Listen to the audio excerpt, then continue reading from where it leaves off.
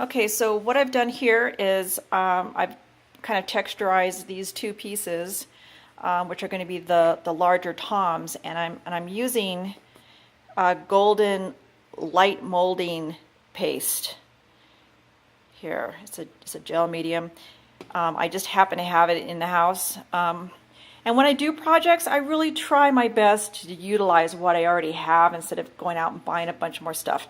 I did have to purchase some things for the stands just because, you know, obviously I didn't have them in house. So, okay, so I've applied this texturizer, and as you can see, it's thick and thin, and I've made some peaks and valleys here.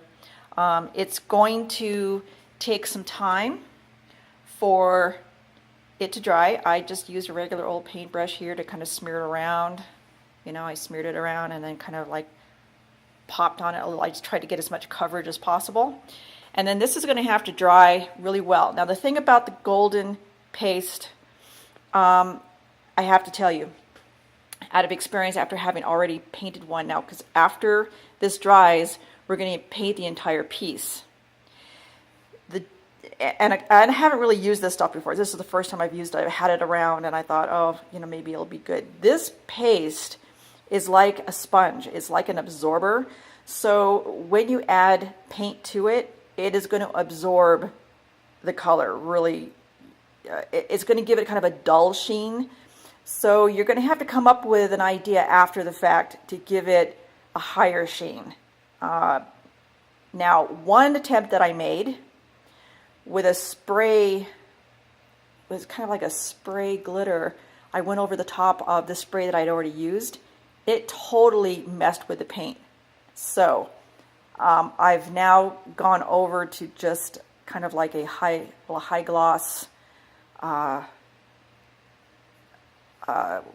coat on the top by brush, and it seems to be holding. It's not messing with the paint.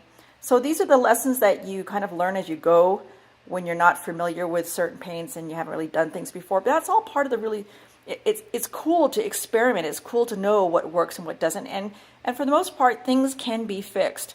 So don't get discouraged. Just experiment and try your best to work with what you have.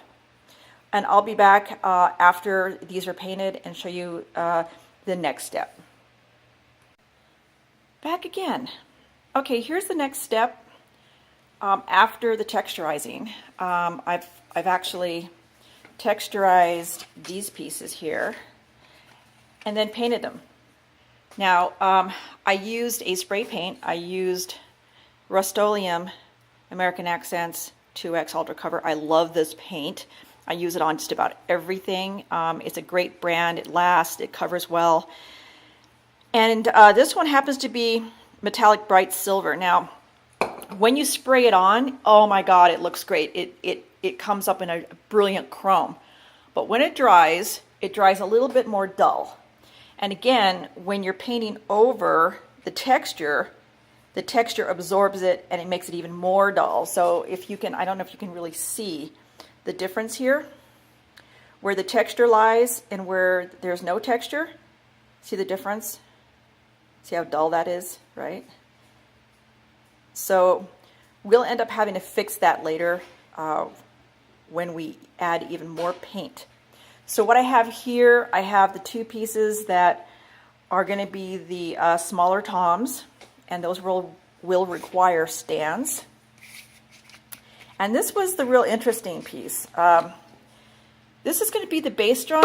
The bass drum is probably the hardest piece because you can't find anything like these to fit the bass drum. The bass drum has to be bigger, a little bit bigger. So, this is kind of a funny story.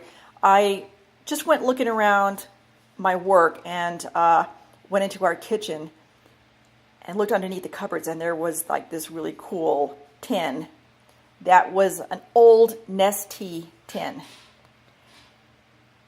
When I say old, I meant old. I don't know if you can see this. Yeah, expiration date June 2008. Yeah, so I figured no one's going to be using it anytime soon. So I emptied the remaining contents into the garbage, and I took the tin home. So now I've cut the tin because it was just a little bit too long. And the top that came with the tin, and I apologize for the weird camera angles and everything here. The top that came with it was orange, so I painted it white. And then that will go over, actually not that side. It'll go over this side because, you know, we don't need a silver portion. It's going to go over here, and then that's going to be basically the side where the pedal goes. I don't even know what to do about the pedal yet. I don't even know if I'm concerned about the pedal, but that's the side where the pedal would go. And then it's just a matter of coming up with something on the outside, and that side is going to be where the band logo is going to go, which has already been created, and I'll show you that later after I finish the second coat of paint on top of the texture. Okay, be back soon.